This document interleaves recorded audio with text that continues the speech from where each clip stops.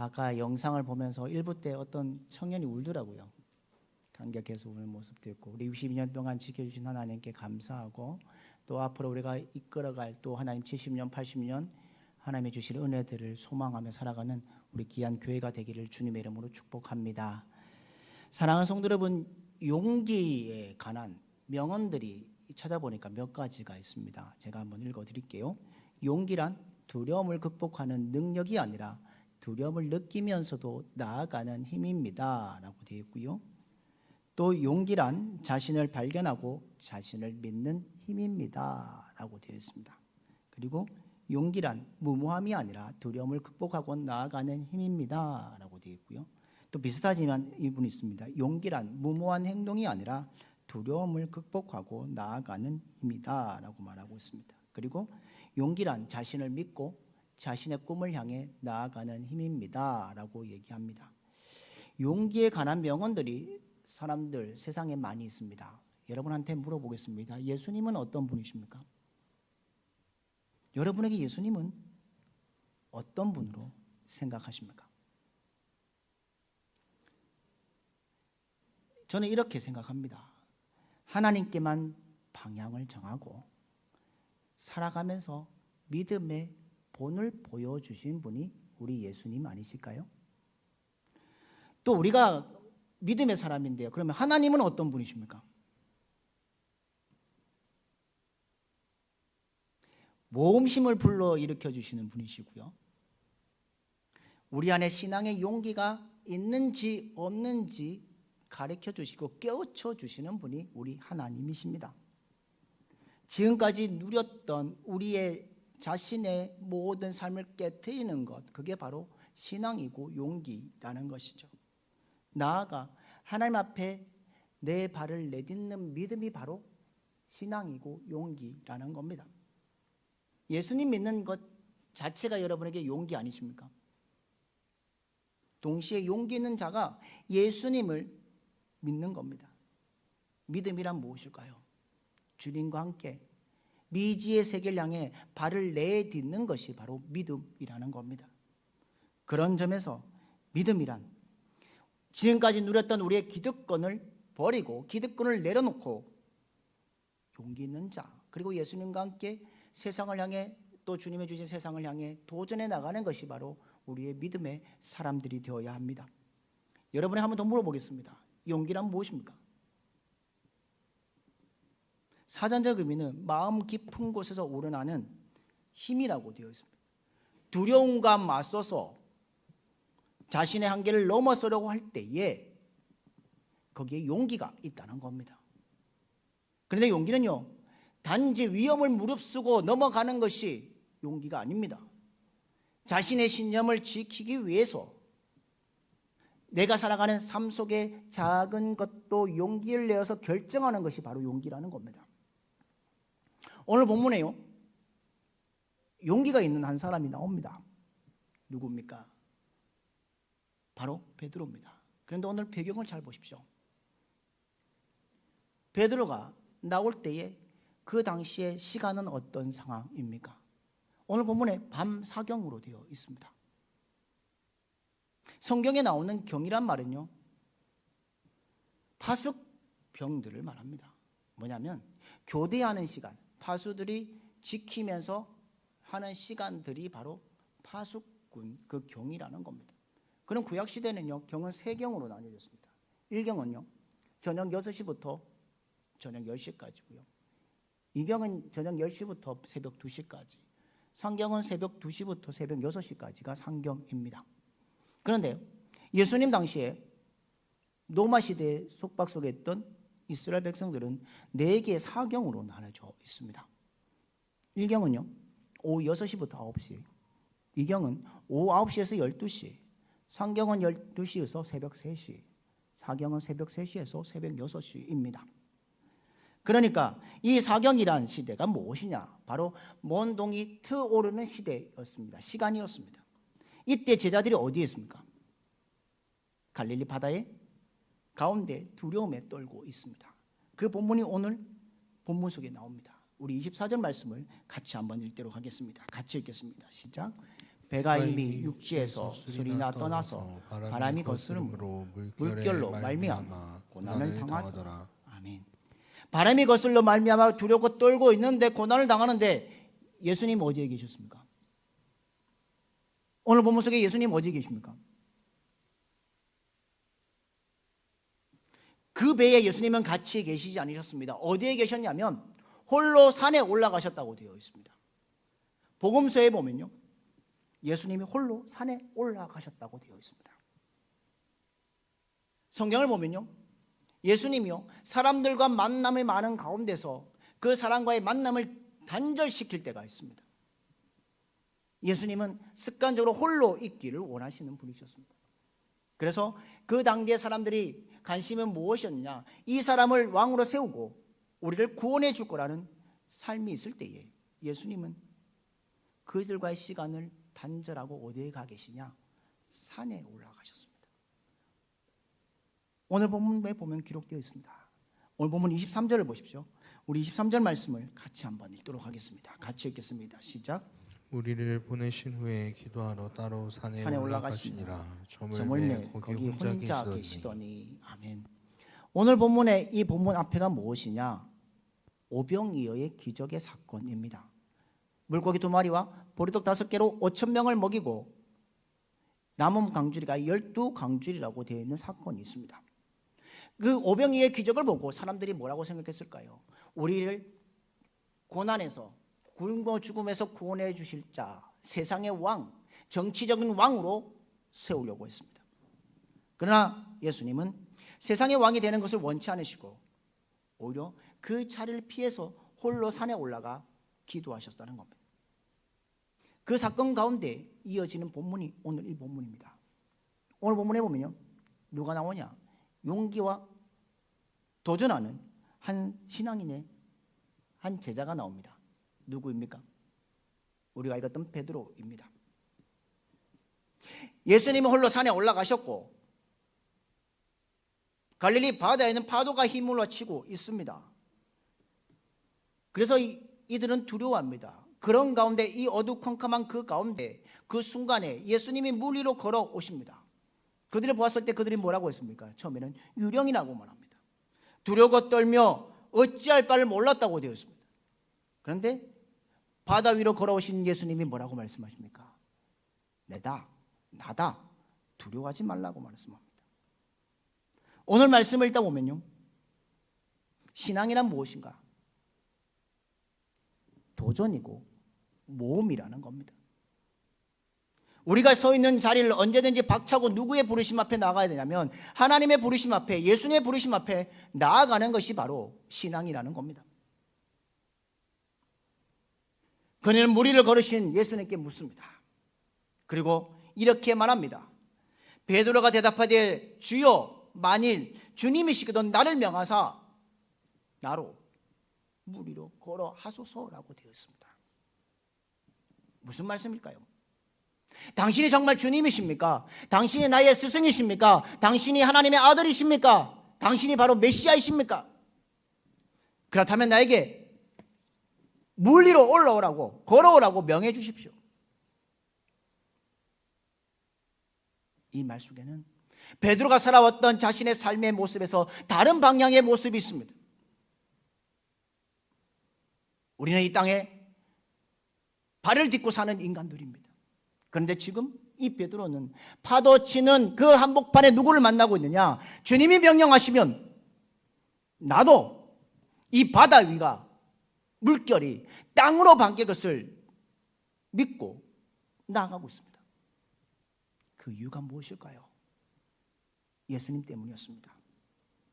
예수님을 기다리면서 바로 그분에게 요청하고 있습니다. 나로 이 물 위로 걸어오라고 말씀하십시오. 베드로가 이렇게 말할 수 있는 것은 무엇이었을까요? 호기심이었을까요? 아니면 모험이가 도전이었을까요? 분명한 건 모험적인 베드로입니다. 그러나 세상 사람들이 보기에는 모험보다 만용일 수도 있습니다. 이상적인 행동보다 미친 짓이라고 볼 수도 있습니다. 그러나 그 상 가운데 베드로에게 예수님은 뭐라고 말씀합니까? 오라고 말씀하십니다. 그리고 그 말씀 한마디에 베드로는 거침없이 배에서 내어서 바다 위를 걸어가고 있습니다. 이게 베드로의 용기 있는 그의 신앙의 모습이었습니다. 새로운 것을 향해 도전하는 용기와 믿음이 바로 베드로의 삶에 담겨져 있습니다. 사랑하는 성도 여러분, 여러분의 신앙은 무엇입니까? 여러분의 신앙은 도전하고 모험하는 것입니다. 또한 용기 있게 결단하는 것이 신앙의 모습임을 기억하며 살아가는 여러분들 되기를 주님의 이름으로 축복합니다. 그렇다면 또 우리의 신앙은 무엇이라고 생각하십니까? 저는 이렇게 말하고 싶습니다. 말씀에 의지해 결단하는 실천이라고 말하고 싶습니다. 오늘 본문에 보면 베드로 보십시오. 배라는 곳이 어떤 곳입니까? 안전한 곳입니다. 안전한 장소입니다.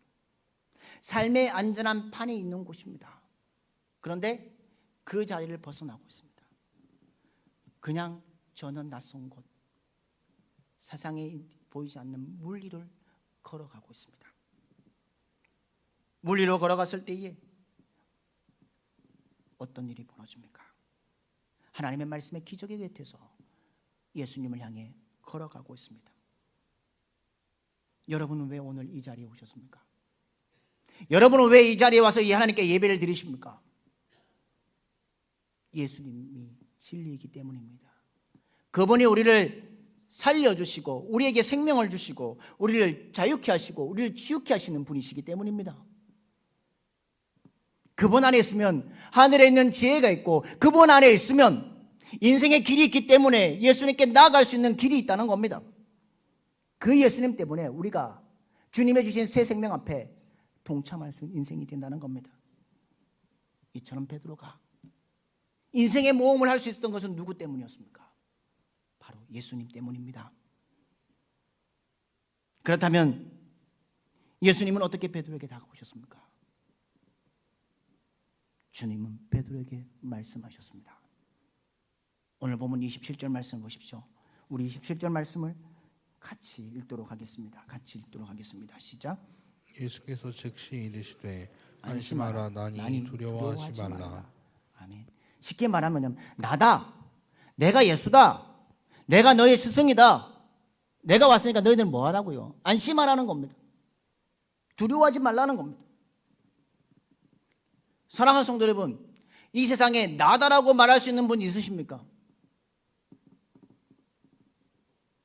옆에 분에게 물어보시면 나다라고 말할 수 있으십니까? 이 세상에 나다라고 말할 수 있는 사람은 창조주 하나님밖에 없습니다. 자연 만물을 다스리시는 하나님의 언약의 말씀이었다는 겁니다. 물을 땅처럼 서 계시는 분, 그 주님만이 나다라고 말씀할 수 있다는 겁니다. 이 나다라는 말씀이요, 출애굽기에 나옵니다. 모세가 바로의 삶에 애굽의 생활에서 벗어나 40년 동안 미디안 광야에서 목축업을 합니다. 그때 어느 날 시내산 한 기슭에서 떨기나무 가운데서 불꽃이 일어납니다. 그때 모세가 다가갑니다. 그때 예수님, 하나님 뭐라고 말씀하십니까? 이곳은 거룩한 곳이니 내 신을 벗으라고 말씀합니다. 그리고 명령하십니다. 너 가서 이스라엘 백성들을 이끌고 내가 지시한 땅으로 인도하라고 말합니다. 그럴 때 모세가 뭐라고 합니까? 하나님, 저는 갈 수 없지만 혹시 이스라엘 백성들이 하나님을 누구라고 물으면 어떻게 대답합니까? 라고 했을 때 출애굽기 3장 14절에 말합니다. 나는 스스로 있는 자라고 말씀하셨습니다. 신앙이란, 우리의 믿음의 신앙이란 나다라고 부르시는, 말씀하시는, 그리고 우리에게 다가오시는 하나님 앞에 그 하나님과 함께 신앙의 새로운 역사를 이루어가는 것이 바로 신앙이라는 겁니다. 베드로 역시 그 나다라는 스스로 있는 자의 하나님 앞에서, 예수님 앞에서 오늘 본문을 보면 하나님께, 주님께 나아가고 있습니다. 우리 29절 말씀을 한번 같이 읽도록 하겠습니다. 같이 읽겠습니다. 시작. 오라 하시니 베드로가 배에서 내려 물 위에 걸어서 예수께로 가되. 아멘. 예수님이 베드로에게 부르셨고 그 부르심에 베드로는 뭐 하고 있습니까? 순종하고 있습니다.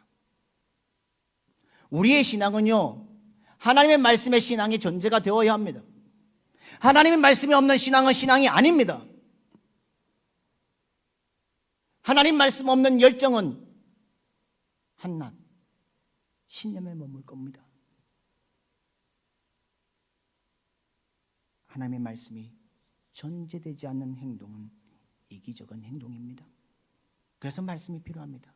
모든 믿음의 사람들에게는 필요한 것이 바로 무엇일까요?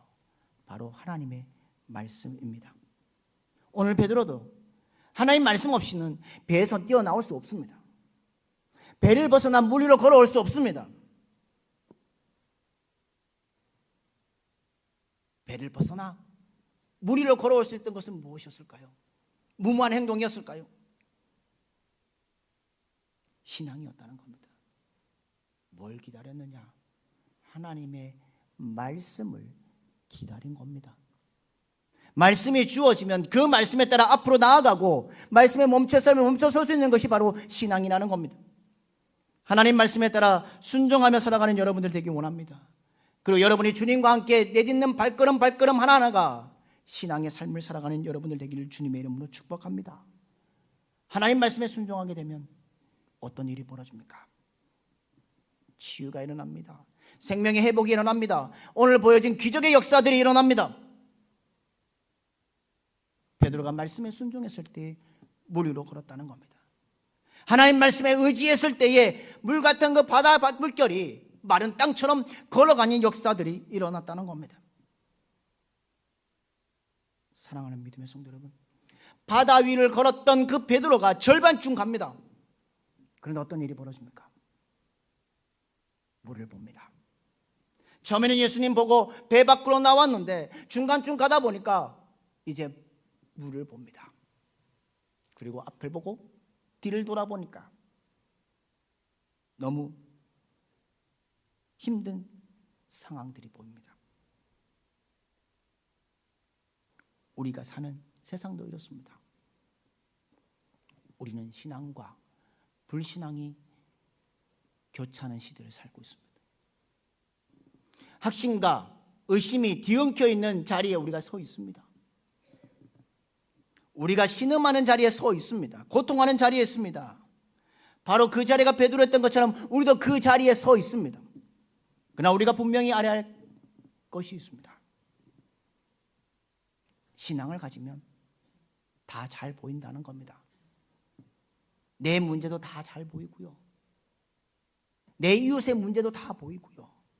지도자의 문제도 보이고 교회의 문제도 보입니다. 베드로가 믿음을 가지고 물 위를 걷었을 때에 마찬가지였습니다. 그 앞에 파도치는 현실을 보았지만 그가 본 것은 그것이 아니라 하나님을 보았고 주님을 바라보았다는 겁니다. 예수님이 바다보다 더 커 보였다는 겁니다.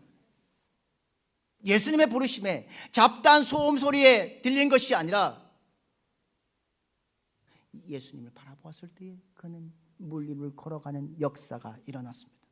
그러나 그가 걸어가는 순간 가운데 예수님보다 더 큰 것이 그에게 보여졌습니다.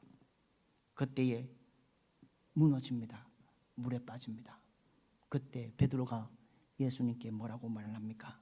오늘 본문 말씀 30절 말씀을 같이 읽도록 하겠습니다. 시작. 바람을 보고 무서워 빠져가는지라 소리질러 이르되 주여 나를 구원하소서 하니. 아멘. 사랑하는 성도 여러분, 우리가 믿는다고 해서 고난과 풍랑이 없습니까? 예수님 믿는다고 해서 모든 것이 사라지는 것 아닙니다. 그러나 우리는 침몰당해서는 안 됩니다. 많은 환경 속에 우리가 매몰되어서는 안 됩니다. 그리스도와 함께 우리는 결코 망하지 않는 인생을 살 수 있습니다. 위험한 순간에 주님이 요청한 것이 무엇이었습니까? 베드로가 나를 구원하소서. 여러분의 신앙 바로 주님의 음성에 아멘하고 화답하는 것이 신앙이라는 겁니다. 여러분 한번 잘 보십시오. 목사가 서 있는 자리가 안전한 곳일까요? 장로님과 안수집사님과 권사님과 집사님들이 서 있는 자리가 안전한 곳일까요? 예수님 믿는 사람들이 다 있다고 해서 안전한 곳일까요? 이 땅에 사는 모든 사람들은 어려움 앞에 흔들립니다. 그러나 우리 주님은 우리에게 말씀하십니다. 우리에게 다가오셔서 음성을 들려주십니다.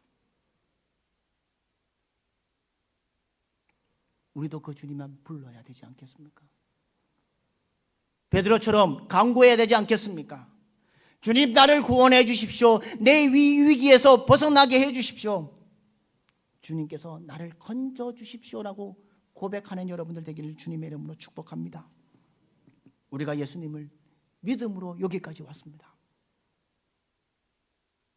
혹은 지금 위기가 있다고 해서 그 전에 즐거움을 기억하고 지금 불안하고 근심한 가운데 있어서 이전의 삶으로 돌아가고 싶으시는 마음들이 있으십니까? 그러면 다 망합니다. 우리는 그때마다 누굴 다시 붙잡아야 할까요? 예수 그리스도를 붙잡으셔야 합니다.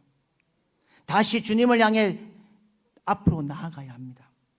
그리고 다시 말씀을 펴고 다시 예수님의 이름을 부르고 다시 하나님의 은총을 사모하고 다시 하나님의 약속을 받고 새로운 미래를 향해 내딛는 믿음의 신앙인들로 살아가는 여러분들 되길 주님의 이름으로 축복합니다.